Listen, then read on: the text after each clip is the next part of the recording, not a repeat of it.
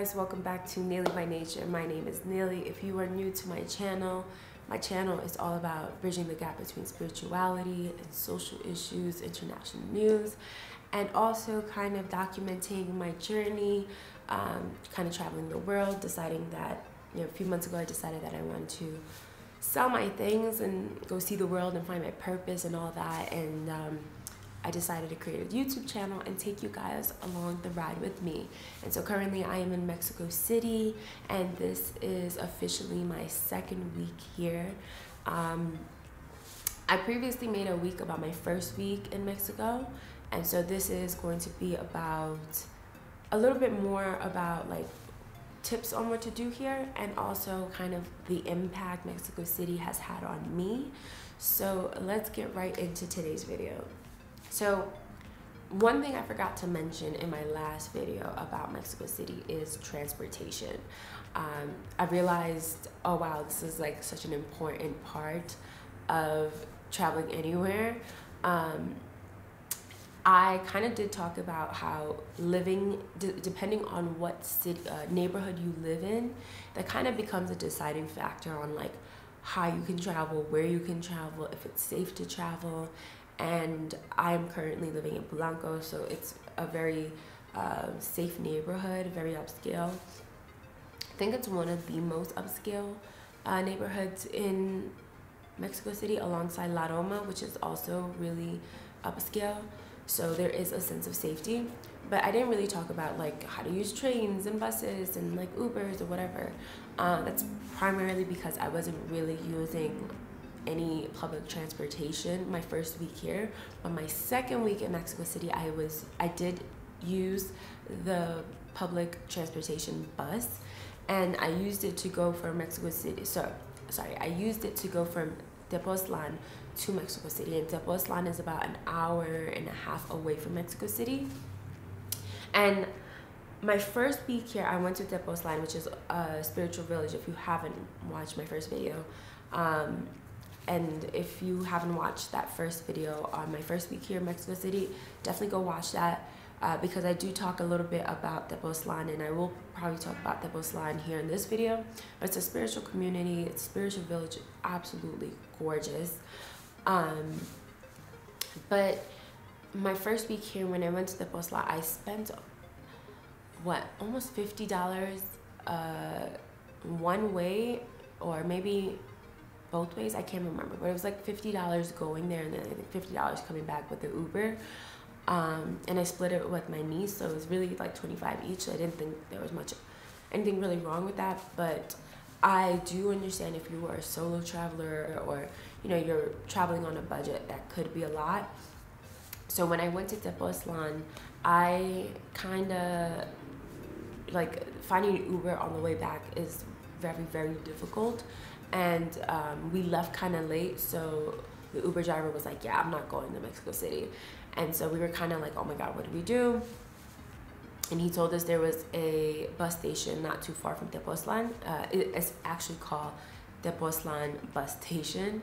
And so we went there, and it literally cost us maybe less than $7 to take a bus from Tepoztlan back to Mexico City. So traveling by public transportation is very, very cost efficient, very cheap. The bus was really, really nice. It was like comforted seats.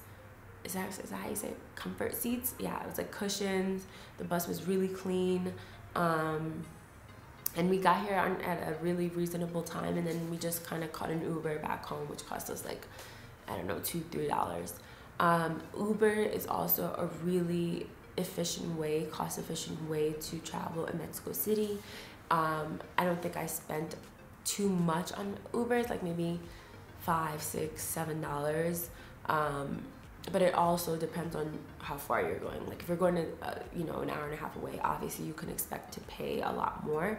But generally, I don't think that Ubers are as expensive as any first world countries like in the US. And that has mostly to do with the fact that their gas is really not that expensive. So I think like a gallon of gas here is like $1, so it's like 20 pesos, which is currently equals to $1. And the reason it's so cheap is because the gas here is all subsidized subsidized by the government.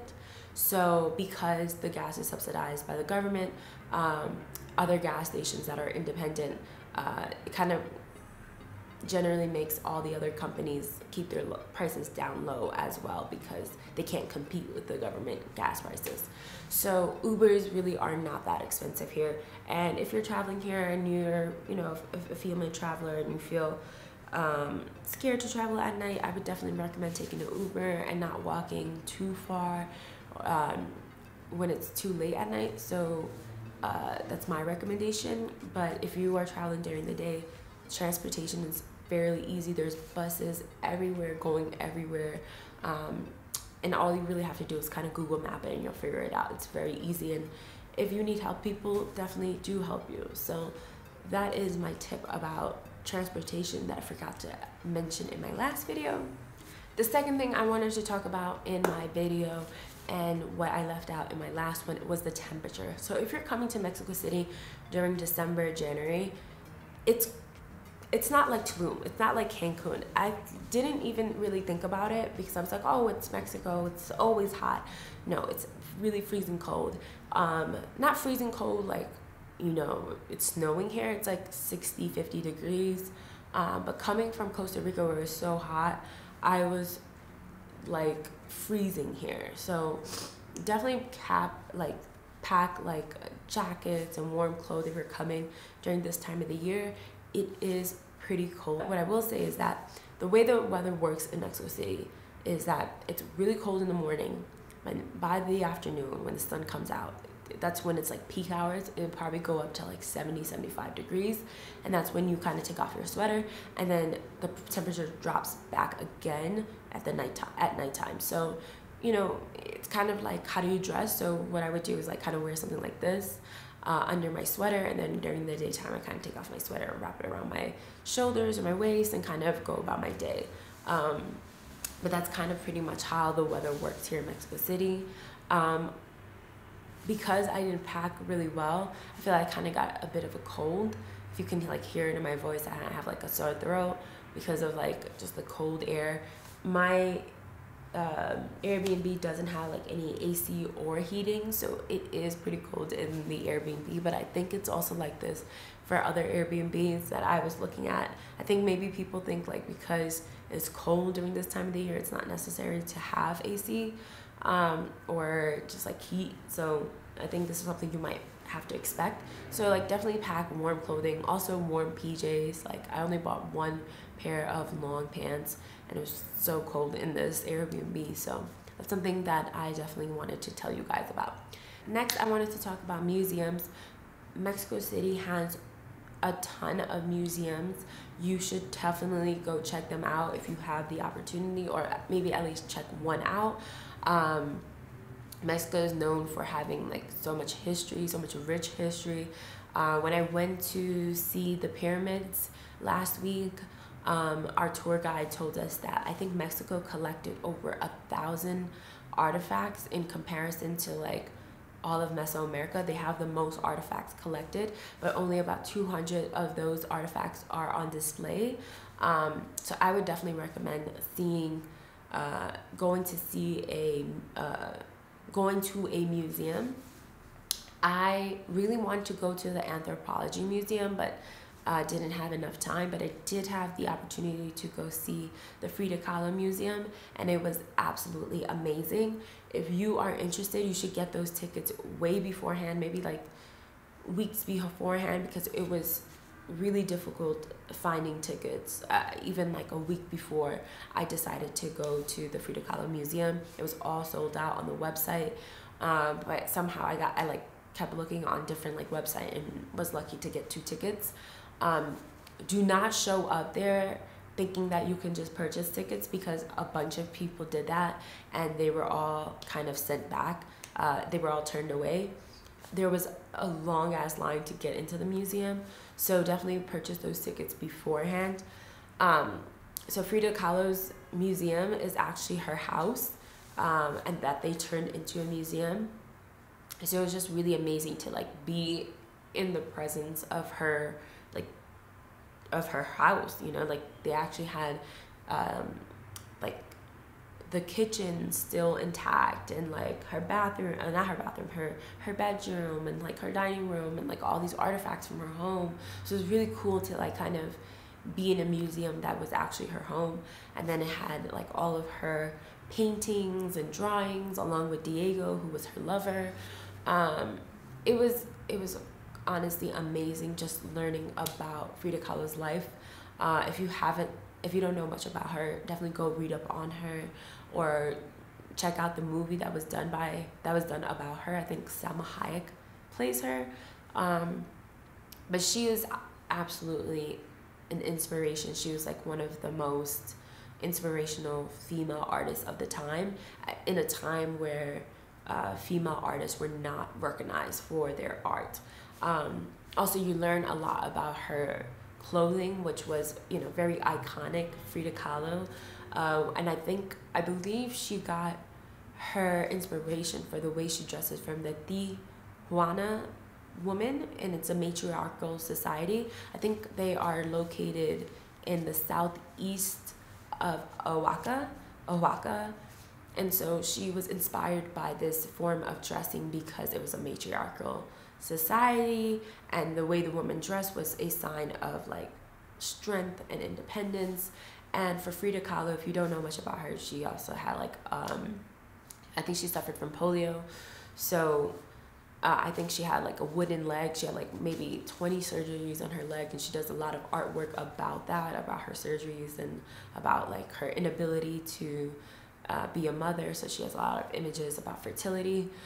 It's very deep work. She also talks so much about like capitalism at a time. So she was like definitely way ahead of her time. And I think it's just, I really believe that art is freedom, and it's probably one of the only forms of freedom that we as a society can have in communicating to each other. And I think Frida Kahlo really took advantage of that freedom, and she really owned her her disability, and she portrayed it in such a beautiful way that made her so remarkable and strong. Like, you know, I think she had this really famous quote, was like, "What do I need legs for when I can fly?" And it was just, she was just amazing. It's a beautiful, beautiful museum to go check out. Also, what I really loved about the museum was that they had a store inside that like kind of sold like cool stuff about like Frida Kahlo, like t-shirts and mugs and like jewelry. But then right outside of the museum, there would be like little small vendors that were also selling things like t-shirts of Frida Kahlo, bags of Frida Kahlo, like beautiful like artwork of Frida Kahlo that were so much cheaper. And I really love that the museums don't try to like they don't try to copyright any of that or try to sue any of those people. It kind of allows the people of Mexico to kind of spread the wealth, you know what I'm saying? Like, it was the same thing when I went to see a Lucha Libre show. It was like inside they sold some things, but outside they also sold like, it was like all these vendors that were selling like masks and like t-shirts and these things, and it's like there's no copyright issue. You couldn't just sell t-shirts of WWE or of any museum without getting sued. But it's really nice that like the wealth is kind of spread in Mexico. So it was really cool to see that. And so if you do go see the museum, definitely buy stuff from those vendors. They have like really cool stuff, bags and t-shirts, and I bought like a bunch of I think I bought 2 of those reusable bags that had like these amazing artworks of her, paintings of her, self-portraits of Frida Kahlo, and they're amazing. Next, I wanted to talk about Tepoztlan. So in my last video, I talked about Tepoztlan, about the spiritual village. If you haven't watched the last video, go watch it. I really recommend going here. So I went last week to kind of just go check it out. And this week I went to kind of actually do the plant ceremony, do peyote there. And it's a very high vibe type of energetic community. And so they do these types of ceremonies, and I had the intention of doing peyote when I went there. But unfortunately it didn't work out. And so we decided to go anyways, and This time we actually hiked up these tall mountains that they have. And a lot of the people in this community swear that there is alien activity that happens all the time in these high mountains. There's actually a pyramid all the way up top of these mountains, and every single local will tell you that they have seen and they have physically seen these aliens, that they've seen these spaceships and everything, that they get really scared. Some people are really scared, some people are really like intrigued. And so, you know, I'm totally into all of that. And me and my niece, we took our Moldavite. So if you don't know what Moldavite is a textite. Apparently it's from outer space. It was a meteor that hit into planet Earth.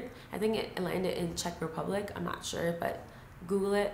And so people sell this meteoroid, and apparently this Molavite is like very, very high vibe. Lots of energy coming out of it, especially when you meditate with it. Once you get it, your life does change. I've had Moldavite for the past year and a half, and every time I've meditated with it, I've experienced these like really crazy experiences, almost like not astral projection, but it was like I was in another world, and I kind of got these really amazing downloads. There's something very energetic and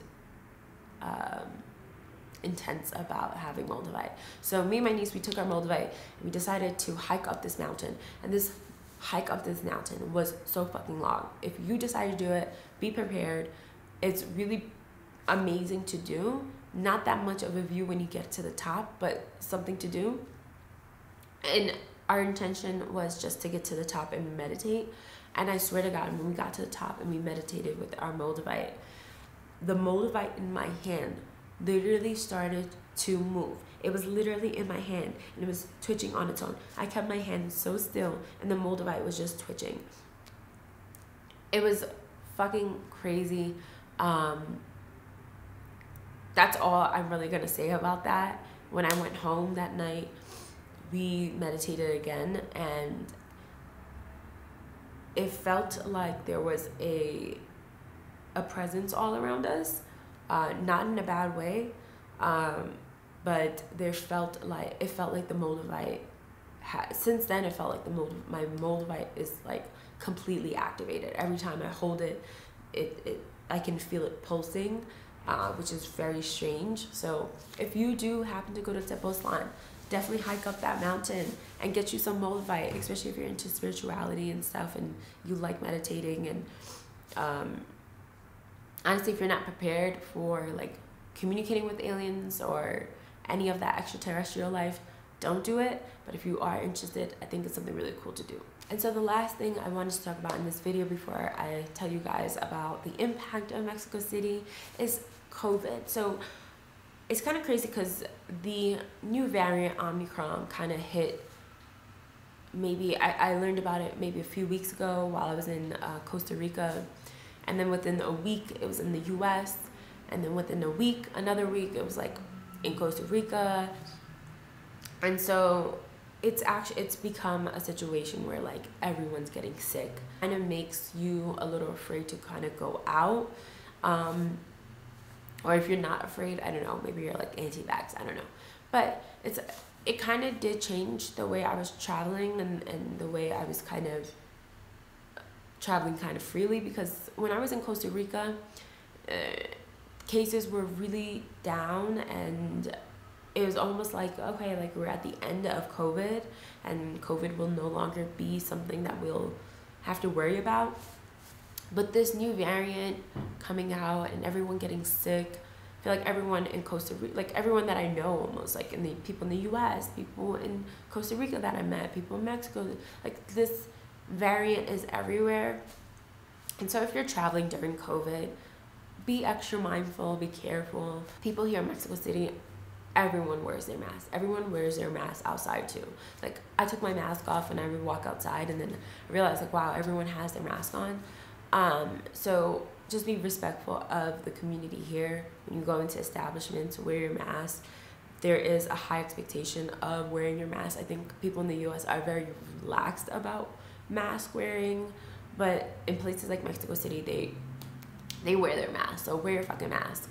At the same time, I did go out for New Year's Eve, and just to be completely transparent and honest, it was a decision that like me and my niece kind of had to really talk about and discuss, like, okay, do you really want to go out?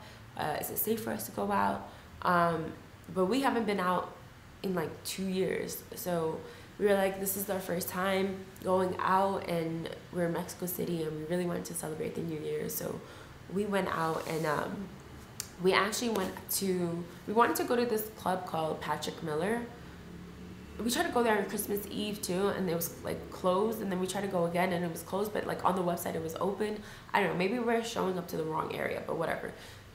This was like a really poppin' ass club. If you do have the opportunity to go to Patrick Miller and it's open, don't go dressed in heels and shit. Like, go in like sneakers and stuff. Like, that's what all the locals told us. It's like, it's a very like to dance type of place. It's like, wear pants, wear sneakers, don't go there in heels. Like, people will look at you and like kind of laugh. So that is a really fun club to show up at.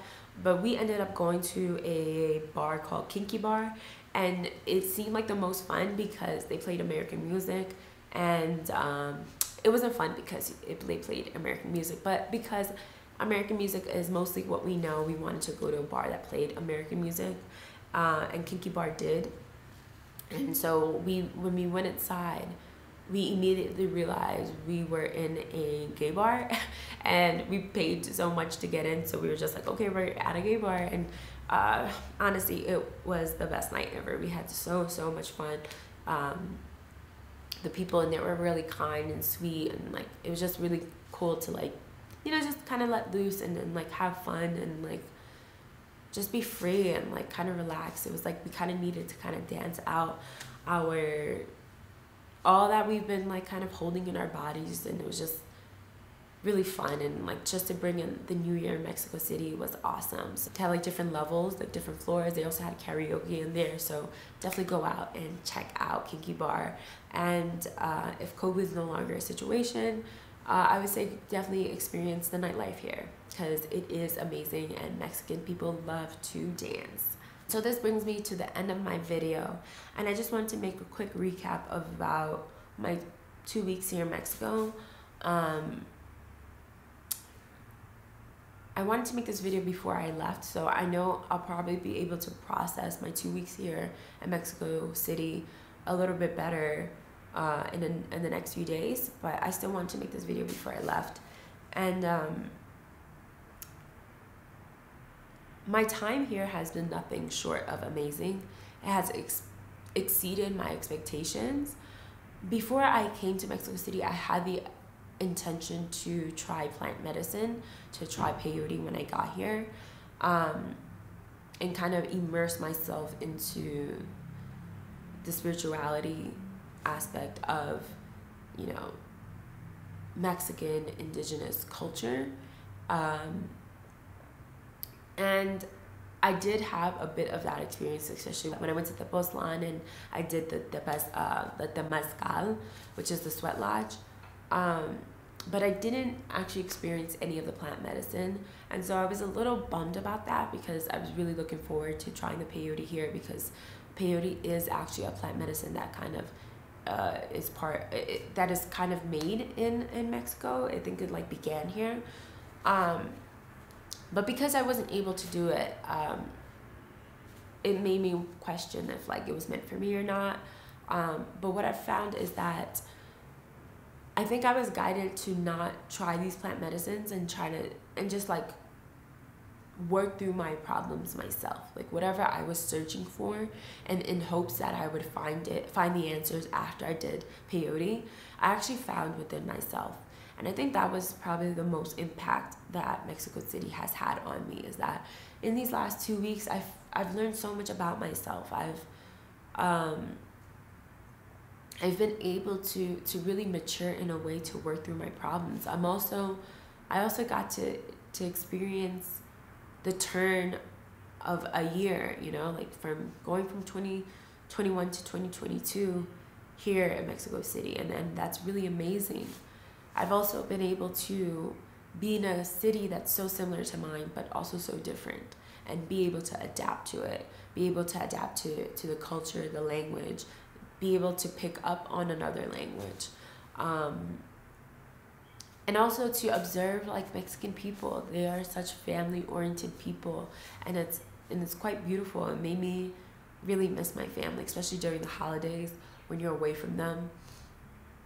I have so much more of an appreciation for my family, and just wanting to love on them in the way that I see the Mexican people here, you know, kind of love on their family and very, you know, together. I definitely will be coming back to Mexico City, and this time I probably will know where to go and be able to organize my trip a little bit better, and also visit other parts of Mexico that I'm really interested in. Like, Mexico City is amazing, but there's so much more to Mexico. I think like before, I've been to Mexico maybe 3-4 times, and I used to always just go to like Cancun and Tulum and shit, but Mexico has so much more to offer. They have so much more culture. There's so many other high vibe villages here in Mexico that I'm really interested in checking out. I'm also highly interested in Oaxaca, so I will definitely be back here, and I feel like now I can recognize like the reason I came here was just to like kind of immerse myself and kind of familiarize myself with Mexican culture and the language, and like being able to adapt and learn a little bit more about their culture and their history. And it's given me so much more respect, not just for this country, but for the people here. And so I feel like next time when I come back, I'll be able to organize my trip a lot better and know the direction I'm going with here. I kind of just booked this trip to Mexico City on a whim when I was in Costa Rica. But yeah, if you are interested in Mexico City and you're watching this video wondering if you should come here, I definitely recommend coming to Mexico City. You won't regret it. There's so much to do here, from museums to lucha libre shows to like checking out amazing taco stands, going to really cool bars, whatever it is. There's so much to do here. If you want to go hiking, if you want to go to like nearby villages, there's so much to do here. And the culture here is so rich and easy to adapt to. Although there will be a period where you will kind of struggle if you don't know the language here. If you don't know Spanish, there will be a bit of struggle. But I think Spanish is a language that you can easily pick up on. So anyways, this is the end of my video. This is just a quick recap of my 2 weeks here. If I feel like in the next few days I've had like new epiphanies about the impact of Mexico City and I want to share that with you guys, I will make a video. But this is it. This is my last video on Mexico City, and I definitely do recommend you guys coming here and checking it out, and learning more about their history, checking out the museums, doing the tour guides to the pyramids. So much to do here, so much rich culture, and definitely come prepared to immerse yourself into it. Anyways, I will see you guys at my next video. Comment below if you have any questions, if you have any thoughts. Thumbs up if you enjoyed this video, and subscribe if you haven't already. I will see you guys at my next video. Bye. I'm a little awkward. I'm awkward brown girl. I'm awkward brown girl. Everybody just say Sadia. Sadia. Huh? What's it?